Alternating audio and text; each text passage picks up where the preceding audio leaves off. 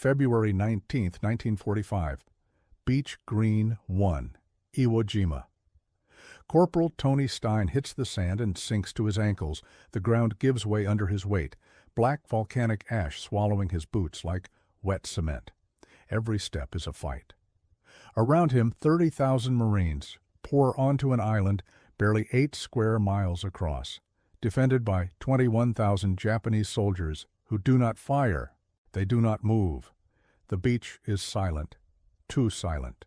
For 3 days, the U.S. Navy has pounded this island with nearly 7,000 tons of shells.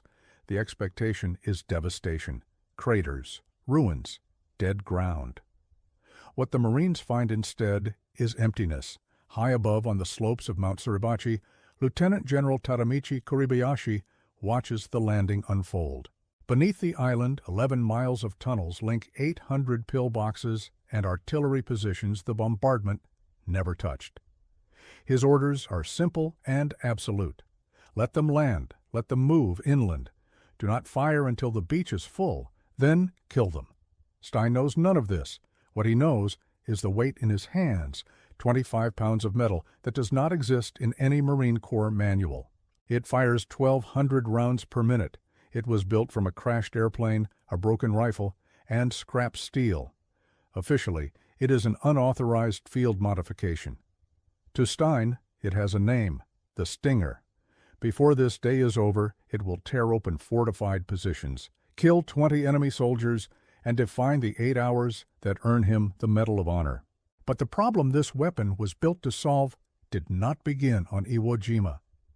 November 1, 1943, Empress Augusta Bay, Bougainville Island. The Marines hit the beach at dawn.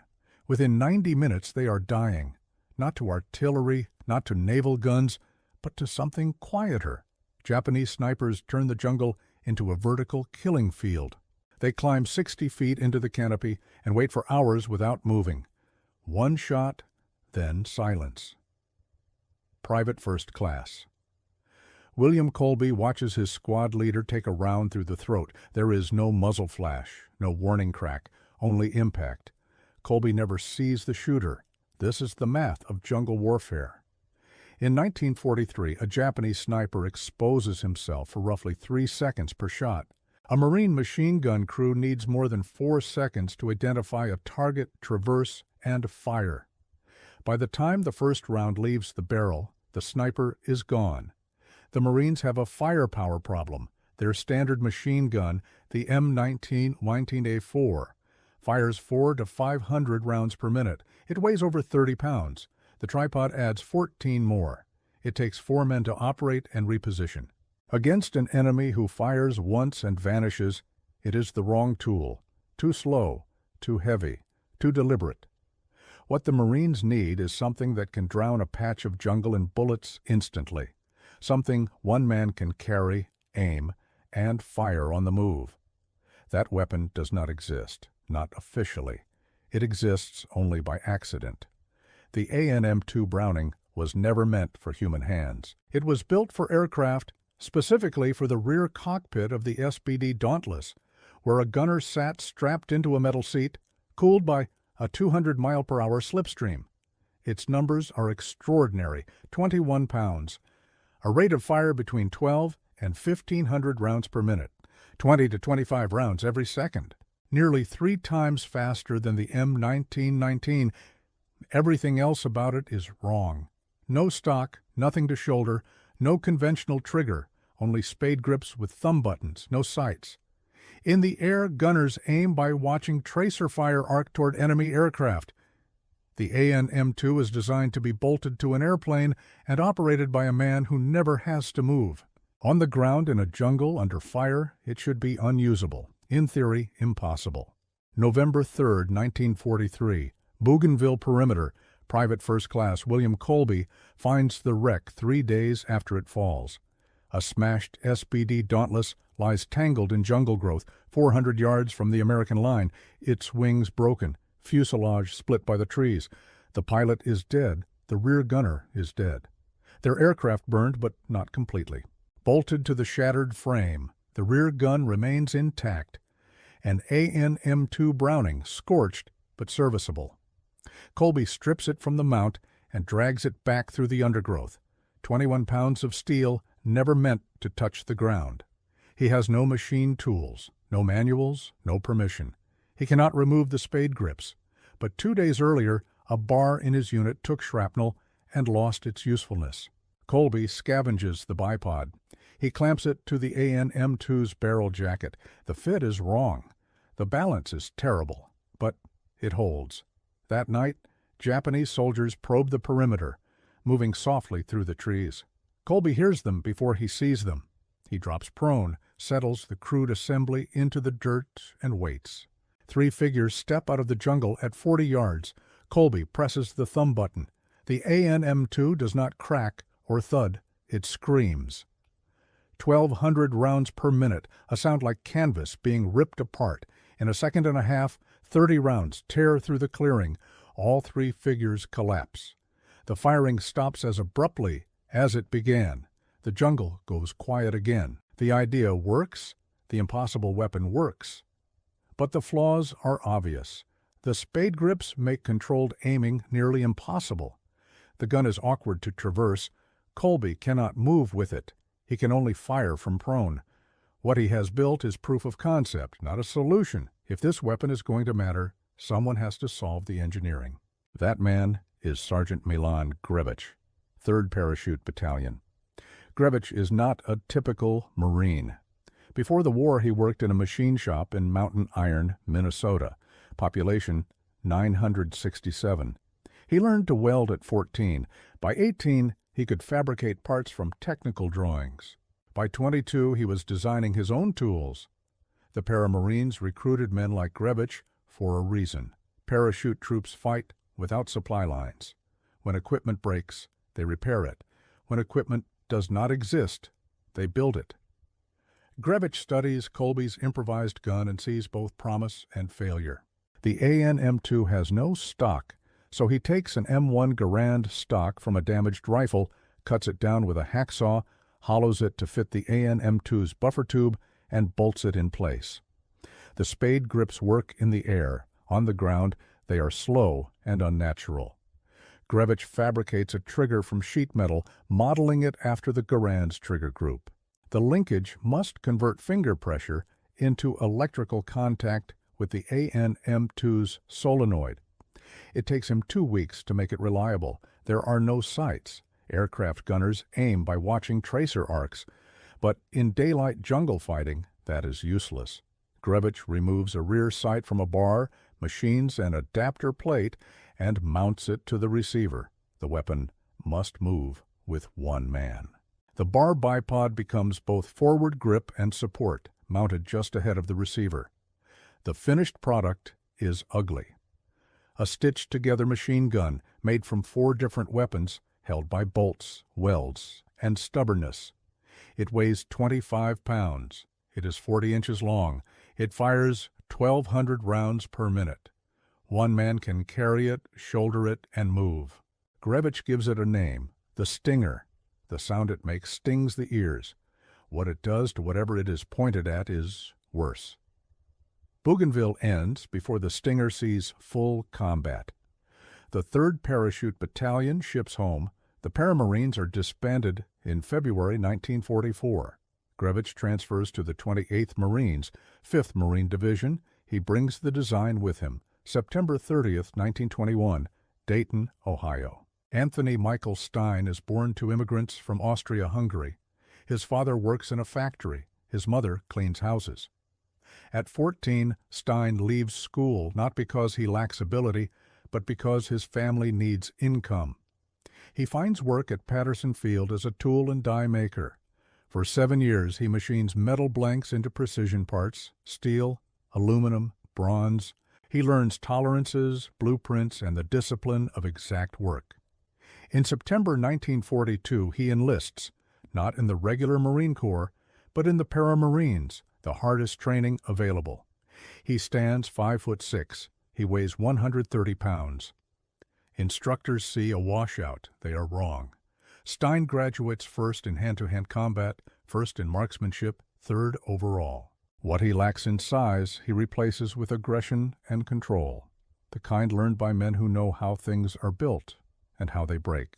Bougainville changes Stein. So do the months that follow. Guadalcanal, Vella la Vella, then Bougainville again. Nearly 20 months of continuous combat, the kind that reshapes a man without asking permission. On Bougainville, the nickname finds him, Sniper Exterminator. 5 Japanese snipers in a single day. He hunts them the way they hunt Marines. Patience, stillness, one shot. No theatrics, no wasted movement. When he comes home in 1944, he weighs 190 pounds, almost all muscle. He is 2 inches taller. His eyes are wrong. His mother barely recognizes the man standing in her kitchen. When the Paramarines are disbanded, Stein transfers to the 28th Marines, 5th Marine Division, the same regiment as Sergeant Milan Grevich.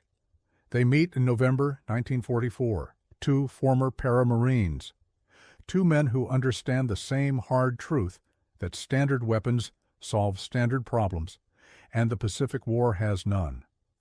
Grevich shows Stein the Stinger design. Stein understands it immediately, the tolerances, the stress points, the compromises. 7 years as a tool and die maker have trained him for this without either of them knowing it would. They start building. The regiment is preparing for something big. The enlisted men do not know what it is. The officers do. Iwo Jima, the most fortified island in the Pacific. They have 6 weeks, no factory, no authorization.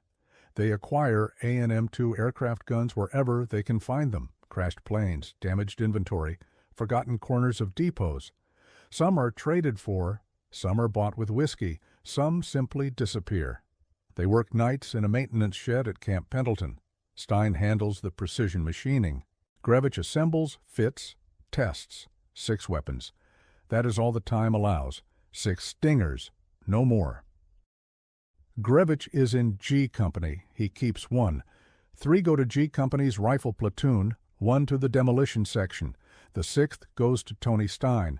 Stein is in A Company, a different chain of command. There is no paperwork for experimental weapons. But Stein is a Paramarine. He knows how favors work. The Stinger becomes his. January 1945. The 28th Marines board transport ships, destination classified. At sea, Grevich and Stein keep working. Trigger mechanisms adjusted, linkages smoothed. Nothing about the weapon is finished, only functional. When the ships anchor offshore, the island ahead looks unreal. 8 square miles of volcanic rock and black sand, barren and sharp-edged like the surface of the moon. Nothing grows, nothing lives above ground. Everything lives below it. Lieutenant General Tadamichi Kuribayashi has had 10 months to prepare. He knows the Americans are coming. He knows he cannot stop the landing. He knows he cannot win. His plan is something else. He will make the cost unbearable. 11 miles of tunnels connect 800 pillboxes, bunkers, and artillery positions. His soldiers can move beneath the island, appear, fire, vanish, and reappear behind American lines. Every inch of beach is pre-registered. His gunners know the coordinates by memory. His orders are explicit. No banzai charges, no waste. Kill 10 Americans before you die. The Marines expect 5 days. It will take 36. February 19, 1945. The first wave lands slightly early. 8,000 Marines hit the beach. Tony Stein is among them.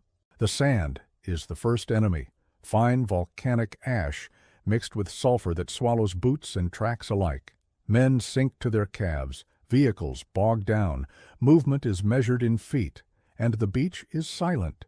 No artillery, no machine guns, no resistance. The Marines push inland, then farther, still nothing. Still. Staff Sergeant John Boss Lone, already a Medal of Honor recipient from Guadalcanal, leads his men toward the first airfield. Something is wrong, he tells his radio operator. It is too easy. Then Kuribayashi gives the order. The island detonates. Artillery erupts from positions the naval bombardment never touched. Mortars fire from caves invisible from the air. Machine guns open from pillboxes buried in the sand itself. Marines who were walking upright are cut down where they stand. The beach turns from landing zone into killing ground in seconds. Basilone is dead within hours. So are hundreds of others. And Tony Stein, standing in the open with a weapon that should not exist, hears the stinger for the first time in combat. Tony Stein lands with A Company, 1st Battalion. Within minutes, the attack breaks apart. Japanese machine guns open from 3 hidden pillboxes overlooking the beach. Marines trying to move forward are cut down. The platoon leader is hit, then the sergeant. Men are pinned in the black volcanic sand, exposed to fire, too far forward to retreat, and unable to advance. Stein rises to his feet. He stands fully upright in the open. Tracer rounds snap past him. From the ground, the pillboxes cannot be seen. From standing height, their fire is clear. Stein tracks the tracers back to their sources. 3 positions. He lifts the improvised ANM-2 machine gun, the Stinger. The weapon does not sound like a standard ground gun. It fires at aircraft speed, a continuous violent burst. The first pillbox falls silent. Stein moves immediately, running across the sand. The slope slows him, but he does not stop. At the second position, the Japanese gunner turns too late. Stein fires into the opening until the gun is destroyed. He then charges the third pillbox, crossing open ground under fire, and silences it as well. 3 pillboxes are neutralized in minutes. Roughly 20 enemy soldiers are killed. The Stinger runs dry. The ANM-2 was never meant for infantry use. It empties ammunition at an extreme rate. Stein turns back toward the beach where ammunition is being brought in under artillery fire. He collects belts, then sees a Marine with a shattered leg. Stein lifts him onto his shoulder, carries him to an aid station, reloads, and runs back toward the fighting. He repeats the process again and again. Each trip is made under fire, ammunition forward, wounded Marines back. The loose sand makes movement go slow and exhausting. Stein removes his boots to gain traction. He removes his helmet to widen his field of vision. Barefoot and bareheaded, carrying the heavy machine gun, he runs across the most heavily defended section of the beach. Other Marines watch him pass, coated in ash and blood, moving at full speed through gunfire. The Japanese begin to target him directly. A sniper round strikes the Stinger, tearing part of the receiver loose. Stein retrieves the weapon, checks it, and continues firing. Another round cracks the stock. He binds it with wire and a sling and keeps going. By nightfall, A Company has pushed inland. Casualties are severe, but the unit is off the beach and still intact. Stein's actions are recorded in stark totals. Repeated ammunition runs under fire. Multiple wounded Marines carried to safety. Several enemy Poseidons destroyed. The machine gun damaged twice while in his hands. He is uninjured. That night, officers ask Sergeant Grevich how many more Stingers can be built. None. There are no more aircraft guns available. No time to modify others. 6 weapons were created. That number will not increase. The battle continues inland through sulfur fields, mine belts, and overlapping defensive zones designed by Lieutenant General Kuribayashi. When progress stalls, Stein advances. When units are pinned by snipers, Stein moves forward to eliminate them. When the flag is raised on Mount Suribachi, Stein is not present. He has been evacuated offshore after a mortar fragment tears into his shoulder. It should end his role in the battle. It does not. From a hospital ship, Stein listens to radio traffic. He hears reports of A Company taking heavy losses near Hill 362A. Doctors order him to remain aboard. Instead, he leaves. He takes a rifle, finds transport, and returns to the island. When the company commander sees him, he tells Stein he belongs on the hospital ship. Stein answers that he belongs with his men. No one objects. A company is pinned in a ravine near Hill 366A. 3 Japanese machine gun positions lock the unit in place, firing down from rock and cave mouths with perfect fields of fire. 2 flanking attempts have already failed. Each one cost men. There is no safe route forward and no room to withdraw. Tony Stein volunteers to lead a patrol. 19 men move with him. The Stinger is barely holding together now. Cracked stock, loose trigger mechanism, rewired and taped, still firing. They advance up a narrow draw, volcanic rock rising on both sides. No cover, no concealment. The first position is set into a cave mouth, commanding the ravine. The Japanese gunner and Stein see each other at the same instant. Stein fires first. The Stinger screams. The cave goes silent. Stein signals forward. They move again. A single rifle shot echoes once. A sniper's round passes through Tony Stein's throat. He is dead before he reaches the ground. The patrol does not break. They finish the mission. The remaining machine gun positions are destroyed. A company advances. Stein's body is recovered and buried on Iwo Jima. The Medal of Honor recommendation moves up the chain with an unusual weight behind it. Officers who watch the landing write statements. Survivors add their names. The citation credits Stein with charging pillboxes one by one, killing approximately 20 enemy soldiers, and providing the fire that kept his platoon alive on the beach. 1 year after the landing, the Medal of Honor is placed around the neck of his widow. His mother stands beside her, an immigrant who came to America to escape violence, watching the country honor the son she will never see again. The 6 Stingers survived the battle. None survive history. They were never formally documented. No serial numbers, no supply logs, no official reports. After the war, they disappear, likely thrown into scrap piles with other non-standard equipment, and melted down without comment. The weapon that saved lives ends as discarded metal. The Marine Corps briefly considers the concept. An evaluation recommends a standardized version. Then, the war ends. The report is filed. The problem is deferred, even as it returns in later wars under different names. Too much weight, too little firepower, not enough speed for one man in bad terrain. Decades later, the idea finally becomes doctrine. A lighter, high rate of fire automatic weapon, built for a single soldier, delivering exactly what the Stinger proved under fire. Tony Stein was 23 years old when he died, the son of immigrants. A boy who left school early because his family needed money. A tool and die maker who learned to shape metal before he learned to shave.